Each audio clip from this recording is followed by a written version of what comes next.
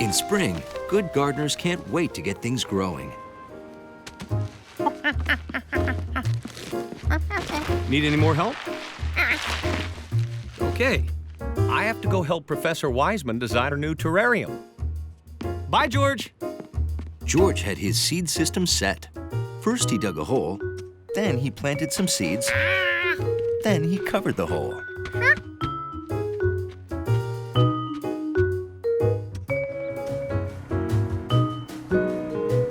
I heard a guy named Quixote opened a new bakery up ahead. Hungry? It was the biggest pinwheel George had ever seen. Pretty neat, huh? It's a windmill. Ooh. Yup. It grinds my grain for me.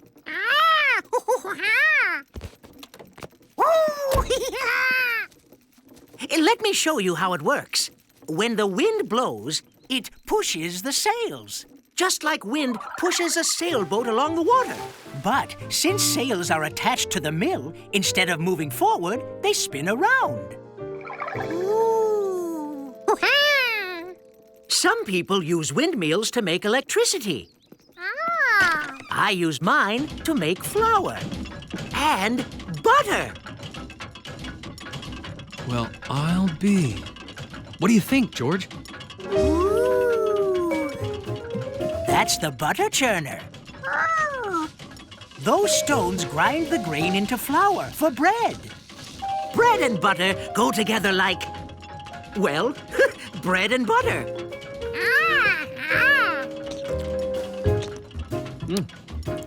That is pretty amazing. My windmill? Oh, no, your butter. I didn't know a windmill could do that. Oh, you could use a windmill to move just about anything. Yes, this one's a pepper mill.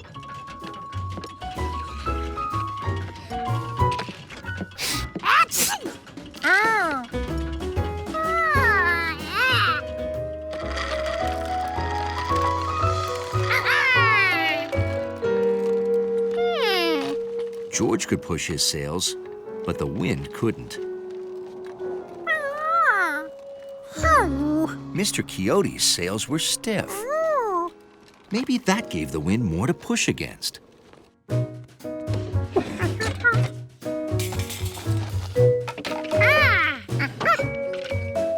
So George made his sails stiff.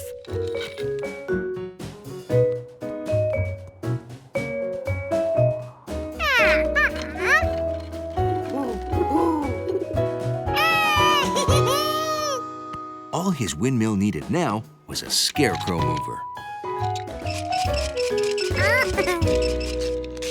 At last, his windmill was finished. And it was a good thing, too. Because he was out of tape. Now he just had to wait for the wind. And get a weight for his windmill.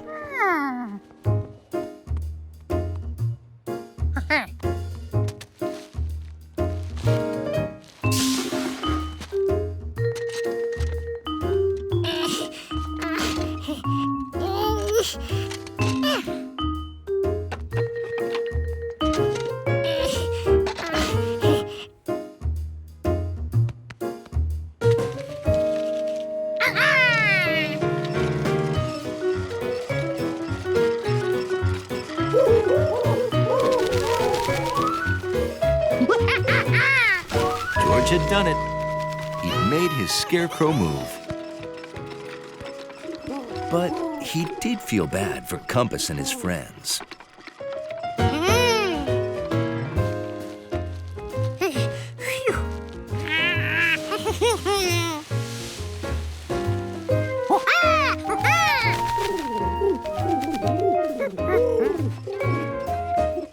Now the pigeons could eat their food while George grew his.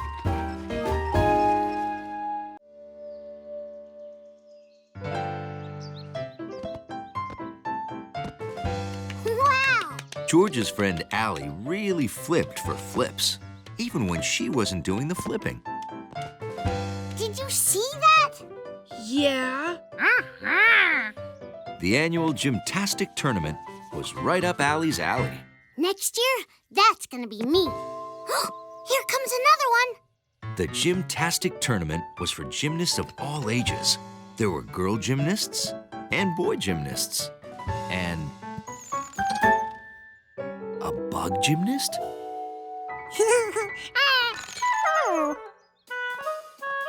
Next up is that bundle of dynamite.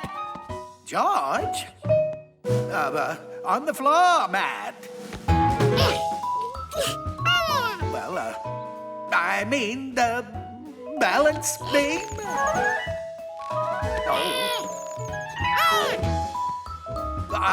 Well, I guess I mean the uneven parallel bars. Or do I? I mean, George, on the rings there. Yeah, I give up.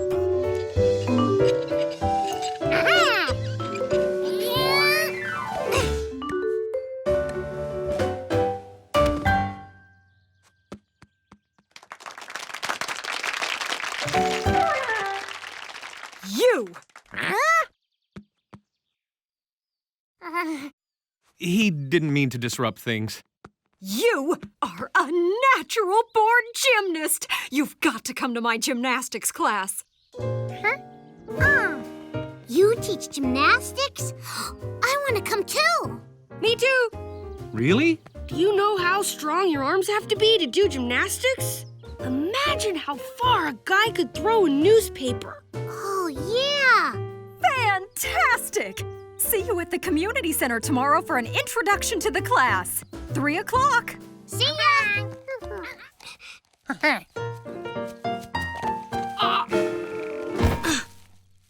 Maybe you should do abominable exercises. They make your muscles stronger. Yeah. 8, 9, 10. 1 more than 10. 2 more than 10. Now, we need a pommel horse. That was going to be a tough one.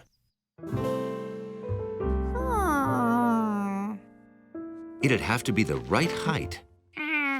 Too short. Too tall.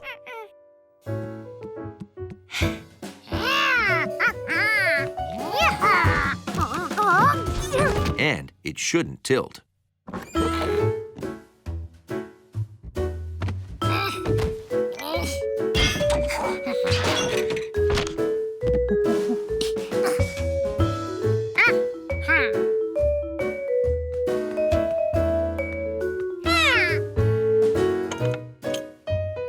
Once George had a handle on things,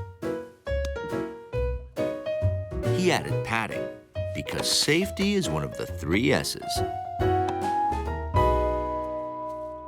Yes! Way to go, George! Wow, you guys built this yourselves? Well, it was George's idea. He's pretty smart for a city kid. Yeah, and wait till Mrs. Somersault sees us next week. We're gonna be so gymtastic. At the next class, George couldn't wait to show the teacher what they had learned.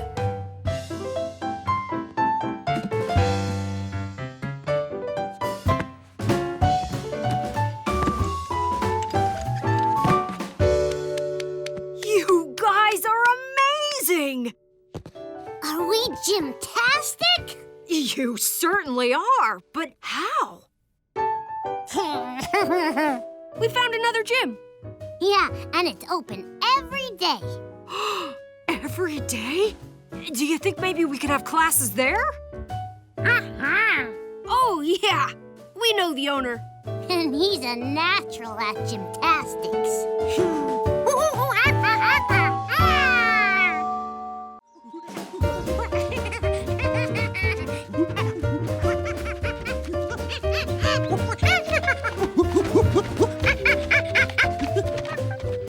It was George's first spring day back in the country. And already, he was starring in a movie. Hiya, Mr. Rankins. Hi, Bill. George. Okay, George. You go in first and see if there are any baby ducks running around. I'll follow with my camcorder. This will make a great scene for my science project about baby animals. This is Bill, bringing you baby ducks, live from the Rankins barn.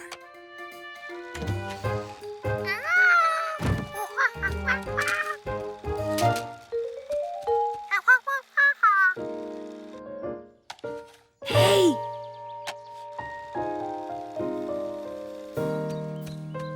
We're in luck. The ducklings haven't hatched yet. They're still inside their eggs. Sure, George. Look.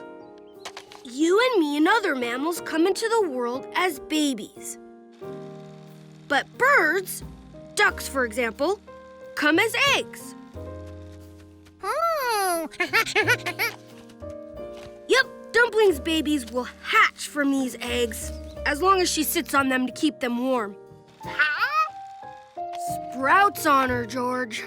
If she doesn't sit on them, they'll get cold and never hatch.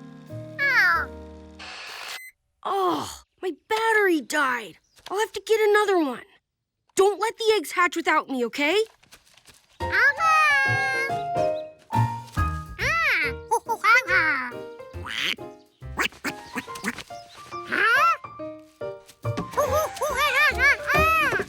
Where was Dumpling going? She was supposed to be keeping her eggs warm.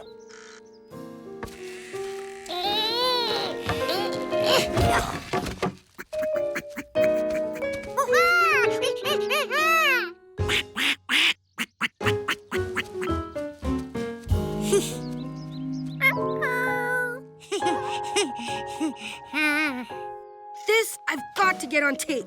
Bill here, bringing you a first. A city kid sitting on a nest of duck eggs. George, why are you sitting on a nest of duck eggs?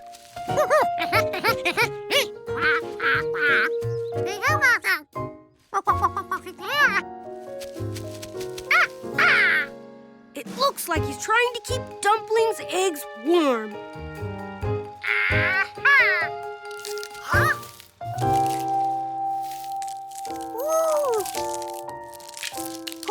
Wow! I don't believe it. A duck is hatching right before my very eyes. On camera. Mr. and Mrs. Rankins, you don't want to miss this. Your ducks are hatching. We'll be right there. Hooray for the dumpling! Oh, I should get this on tape. You're watching Dumpling Duck saving her baby like only a mother duck can.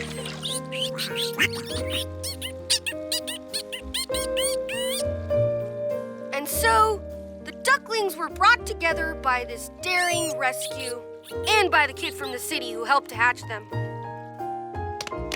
Fantastic!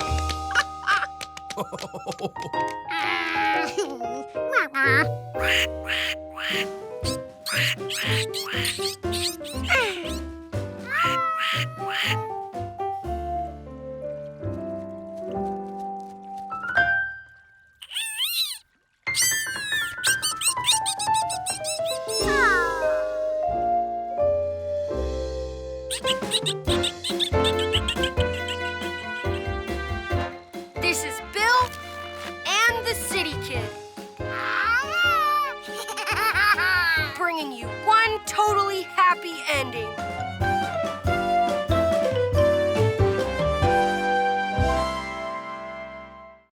Saturday was a day when monkeys and men with yellow hats return books and get new ones. A whole building full of books. What could be better than that, huh, George? Are you excited to get a new book, George? Adventurous Henry is one of my favorites, too. Maybe you should check it out again. It's called renewing a book. People do it all the time. George was thrilled because the man with the yellow hat had only read the book to him 18 times.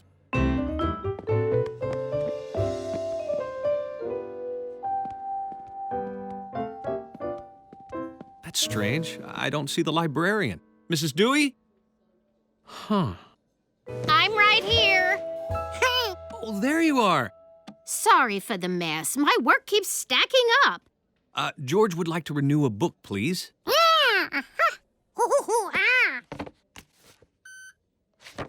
I sure wish I had someone to help out today.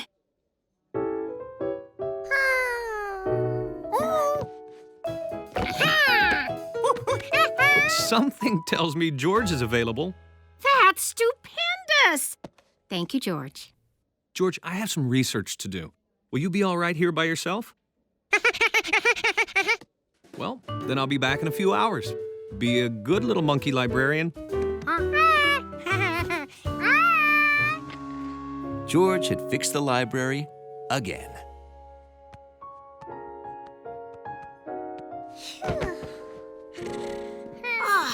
George, what happened? The books are all messed up. Come here, I'll show you.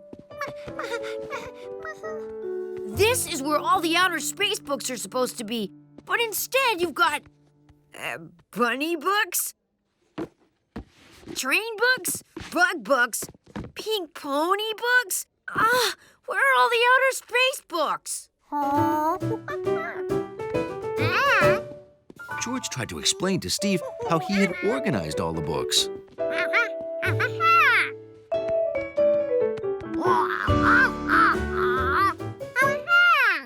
Did you arrange all the books by size? That's amazing! But I don't think that's the way libraries work. See, outer space books are supposed to go on this shelf. And books about dinosaurs go on that shelf. And all the other books, I don't know where they go. George wondered, if outer space books all go together and dinosaur books all go together, well, then maybe train books go with other train books, no matter what size or color they are. Yeah, train books probably go together. Hey, I get it. Maybe all the books are organized by subject. Cool.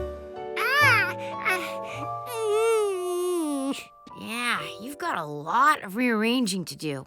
But don't worry, I'll help.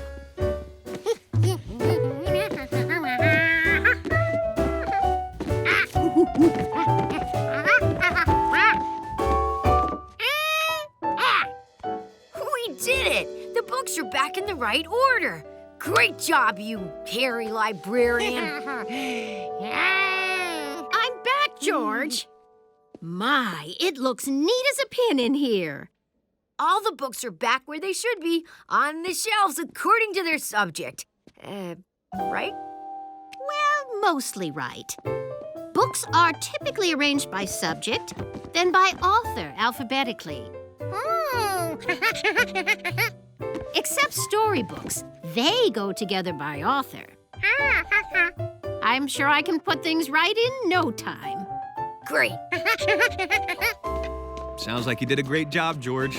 Hey, maybe you'd like to help out at the library every Saturday. Helping Mrs. Dewey was fun, but exhausting. Yoo-hoo, George! You forgot your book! On the other hand, only a librarian would give you Adventurous Henry for another 2 weeks. What could be better than that?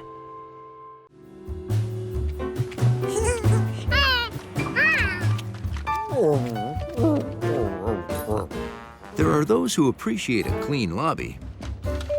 And then there's George. Okay, go straight in and run a bath, George.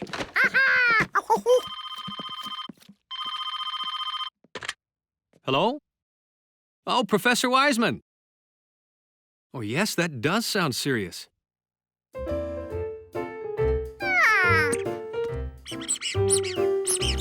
Only one octopus?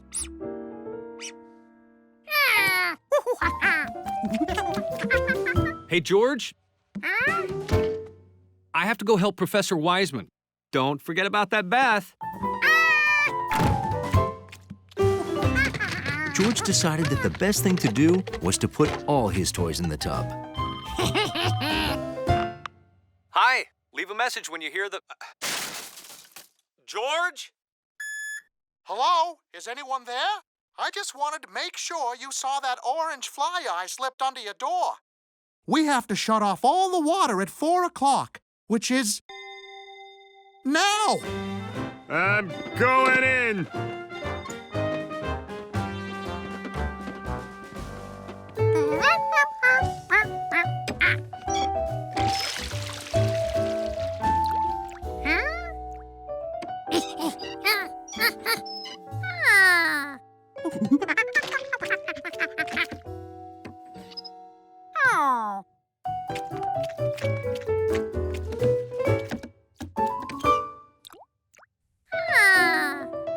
George couldn't believe it.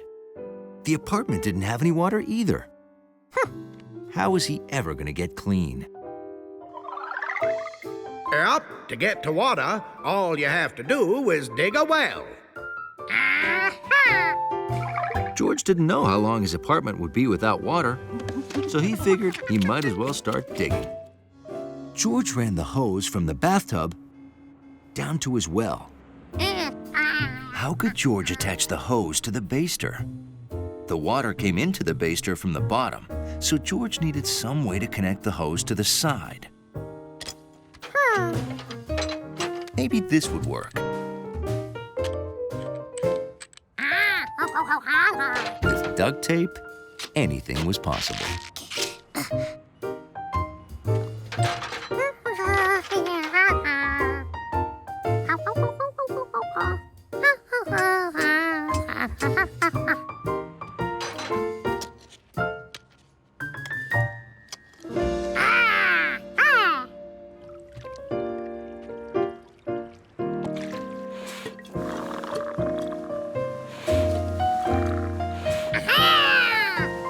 It worked. The water was going up the straw. At this rate, George would have his bathtub filled in no time. Except the well was out of water. George had to dig a deeper hole.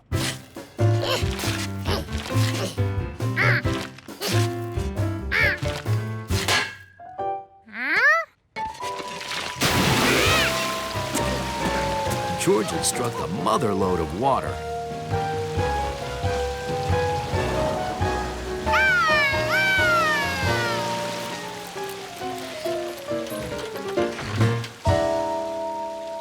Water spurting up 20 feet in the middle of the city? Not a good sign. See, the whole reason we turned the water off was to figure out why we were losing pressure. Turns out the water main leading to the building had a crack in it. I still don't know how George discovered the water main or the crack, but it's a good thing you did. Well, I have to say, George, you haven't looked this clean in days. When you take a bath, you really take a bath.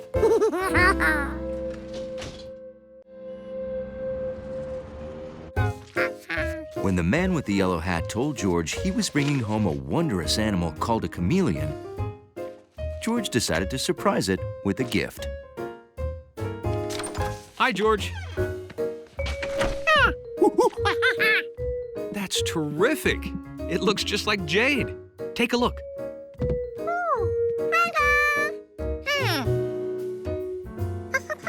Yeah, Professor Wiseman and I rescued her when she lost her jungle home. She's, there. See? Look, she's changing color. Chameleons can do that. See, she's usually green like her jungle surroundings, and that's why we named her Jade. But under the sun's rays, she got warmer, and that made her change color. Watch. Chameleons change color when the temperature changes. And sometimes when their mood changes, too. Anyway, today Jade will get a new home at the zoo. That is, if I can convince Dr. Chroma that she's the kind of rare chameleon he's been looking for. Yep, I've already prepared my speech. Now I just need to pick up some posters. Hey, do you want to feed Jade while I'm gone? Oh, great. Her food's on the table. Just drop in a few pieces and she'll do the rest. Thanks, George. Bye-bye. George had left the cage open.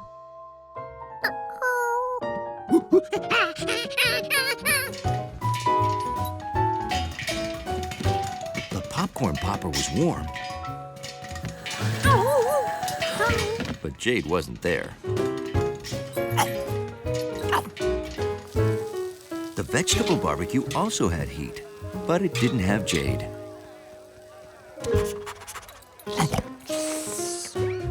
Was there a warm place that George had missed?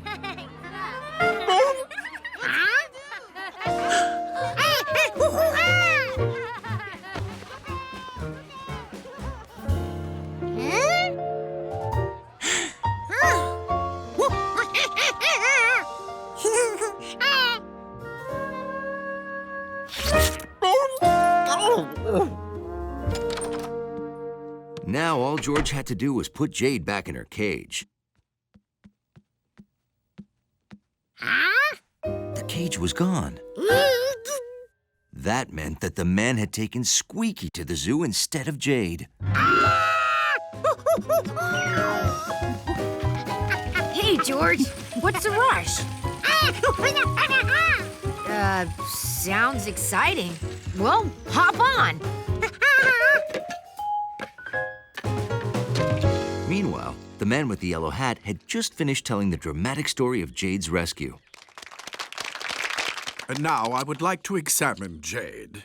If she is the rare chameleon that you say, then, and only then, can she stay. Well, of course. Squeaky? What was that sound? What? The squeak? Oh, hey, let's all go to lunch, huh? I don't know about you, but I'm starving. The chameleon, please. Show me the chameleon. Oh, okay. George? Let me see. Well, it's... perhaps... Yes! This is the chameleon we've been hoping for! Oh, welcome, Jade, to the zoo.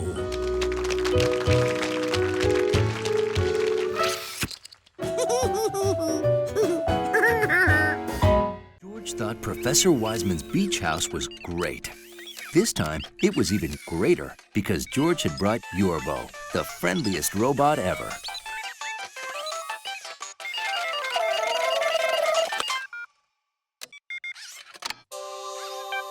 Searching, searching, searching. Item found. Yorbo is great, yes? Yorbo's next job was to help George and the man with the yellow hat pack a lunch for the beach.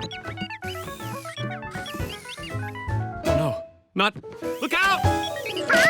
Oh, sorry, George. I'm listening to an audiobook, The Slimy Sea Monster from the Sea. It's great and scary.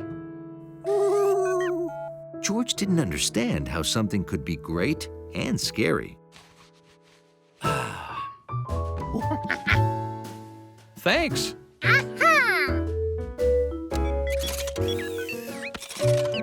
Now, are you ready for a long hike to the beach? Ta-da!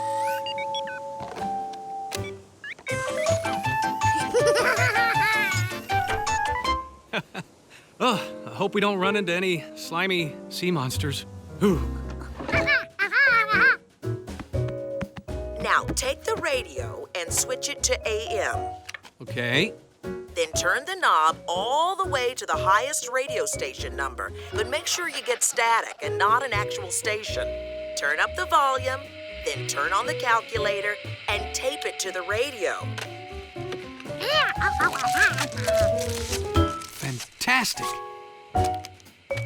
You see, the radio and calculator act as a magnet. When it finds things that would stick to a magnet, the radio beeps.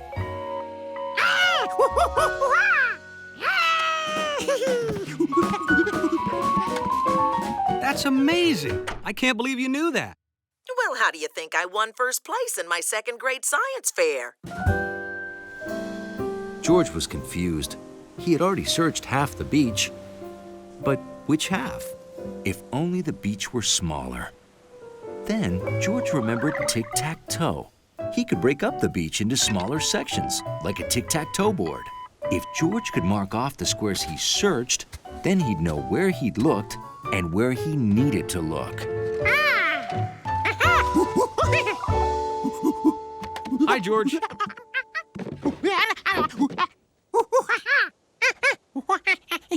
You want to make a grid to help you keep track of your search? Oh, great idea, George.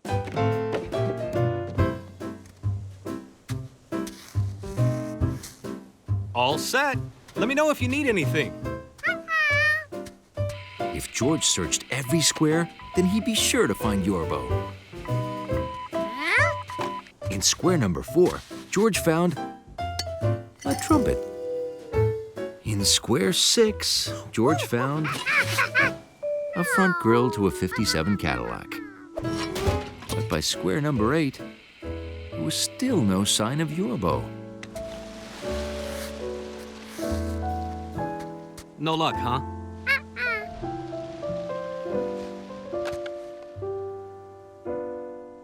Yorbo had to be in this last square. He had to.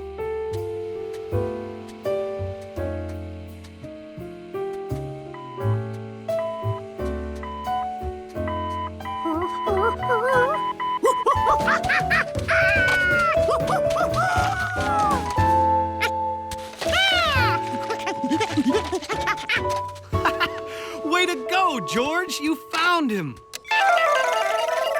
Yorbo is great, yes?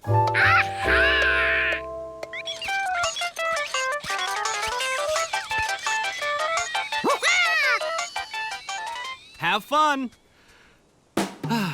Well, I guess this means I can get back to the thrilling conclusion of my book.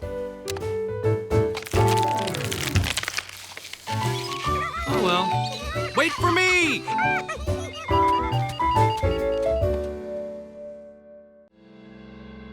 On sunny, snowy days, George usually got up bright and early.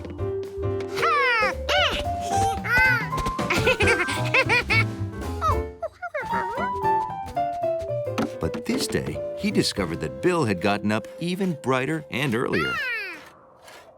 Hey, George!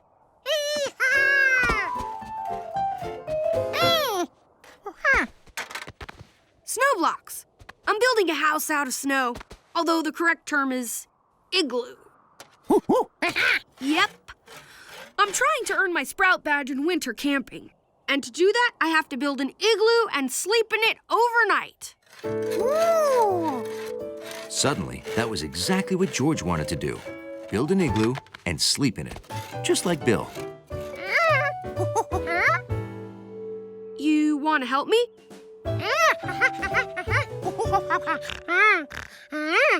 And sleep in the igloo too? Why not? Let's get started.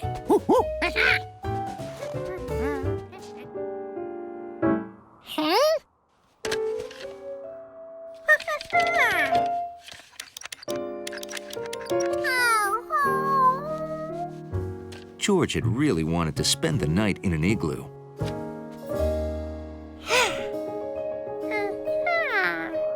And maybe he still could. He could build his igloo right inside the house. A smaller igloo. It was nice and warm.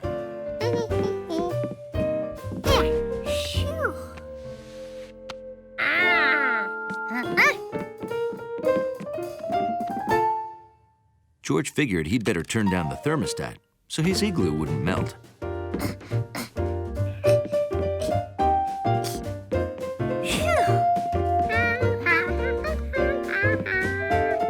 Oh, it's freezing. Oh, I must have turned the heat down too low.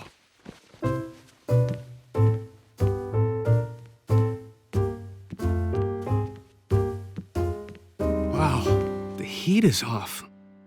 No wonder it's so cold. Oh.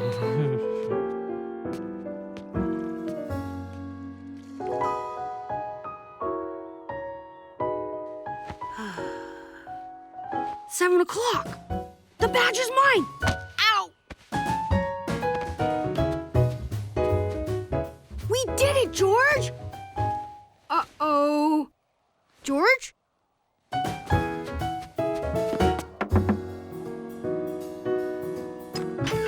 Oh, hi, Bill. Are you sitting down? No. Okay, I don't want to alarm you, but George is not in his igloo. Don't worry. He's probably upstairs and... What? Oh, boy. George!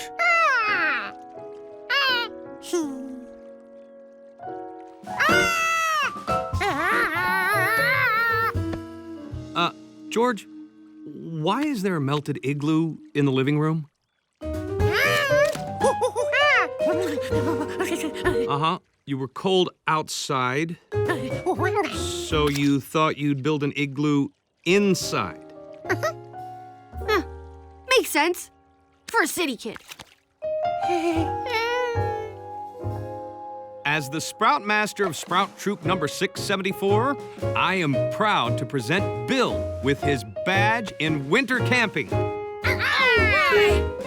Wow! There.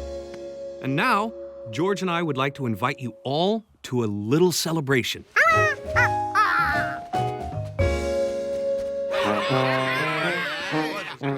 George's igloo might be too cold for sleeping, but it was just right for a party.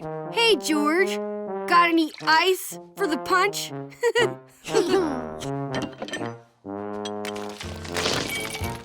Wow, thanks. And that was the start of the Monkey Igloo Social Club. Open every weekend until it melted in the spring.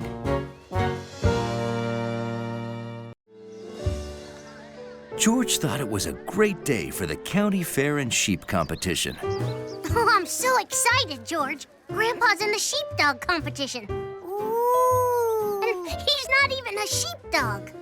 Oh. Let's hurry. It's almost time for the final round.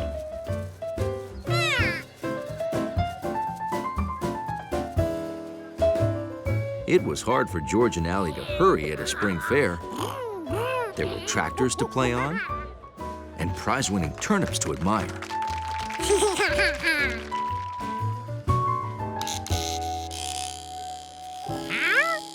There was even a barber shop for sheep.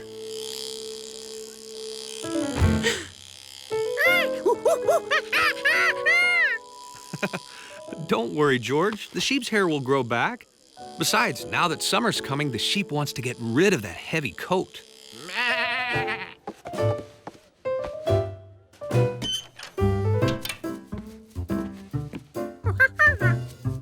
George figured all that sheep hair was being taken to a trash can, but the farmer had other plans. A sheep's hair is called wool, and after you wash it, you comb it out,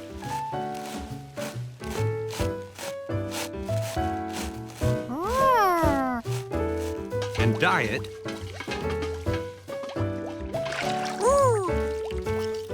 Then spin it into yarn and use it to make things like sweaters, socks, and blankets.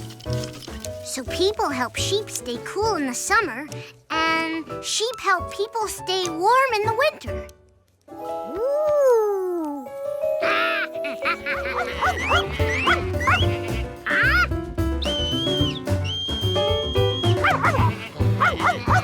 Wrong guess. Now George wondered how to whistle "come back." Another wrong guess. George was suddenly wishing he'd paid more attention at the sheepdog competition. He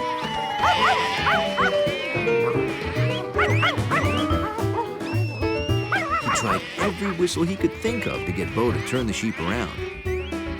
None of them was right. Been a slow day today.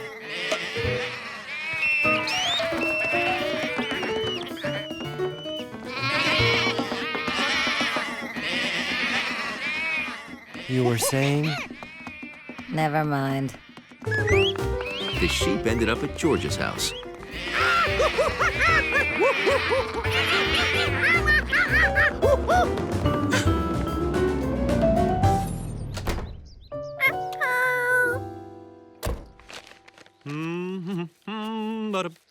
Hi, George. Anything interesting happen while I was gone?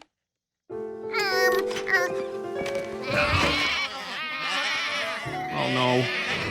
George?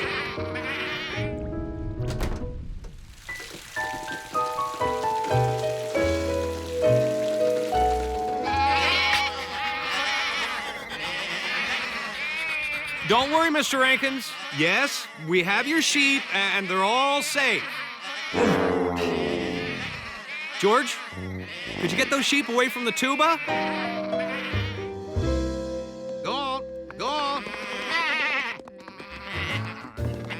Boy, am I grateful. That storm blew a bunch of trees down in the pasture. If George hadn't found shelter for the sheep, they might have gotten hurt. Huh?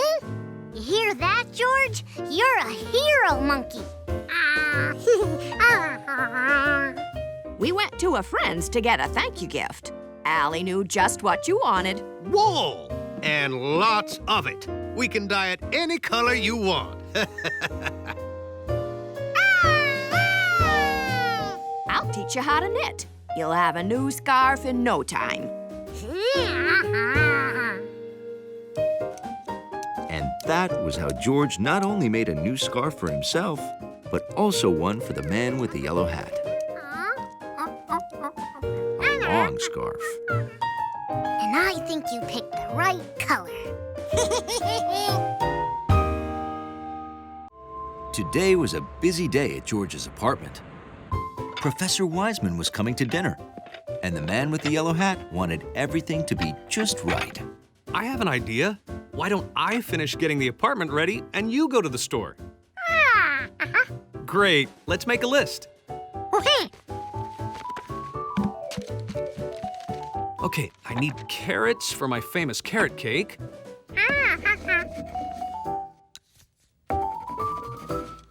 Cucumbers for my famous cucumber soup. And apples for my famous bowl of apples.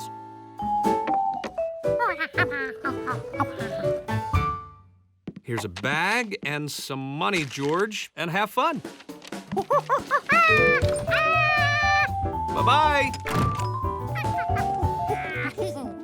It is eggplant. So what did you put in the carrot cake?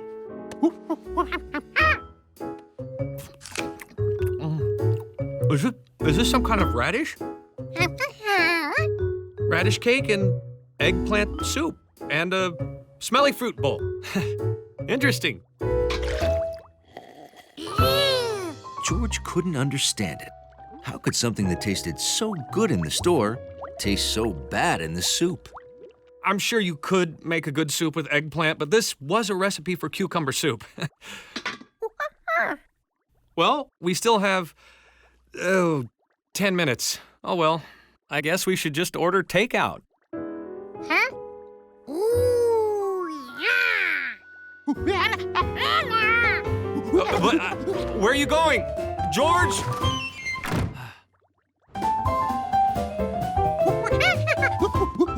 Customer number 1, you are back. And I think I know why. You dropped this on your last visit. Correct me if I'm wrong, but aren't these pictures of carrots, cucumbers, and apples? Yeah, I see it now. Way to go, Dad. Tell me, my friend, are those the vegetables you have been looking for on your visits? Let me get them for you. You don't want them?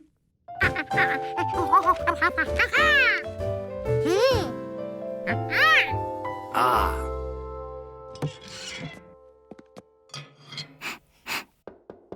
Oh.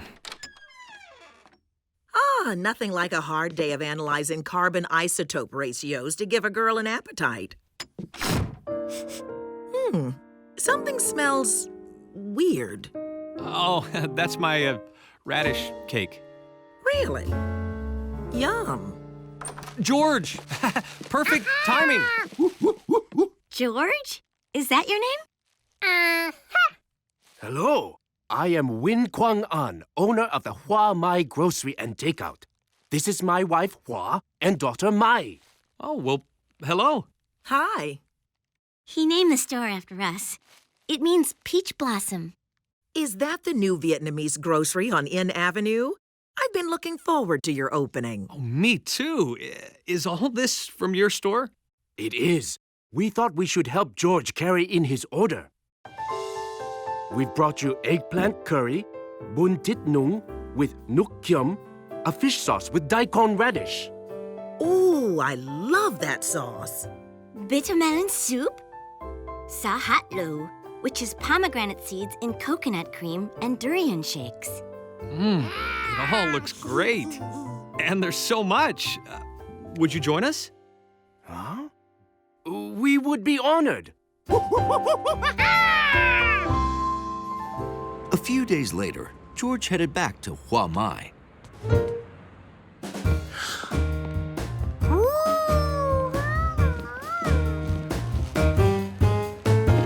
Here you go.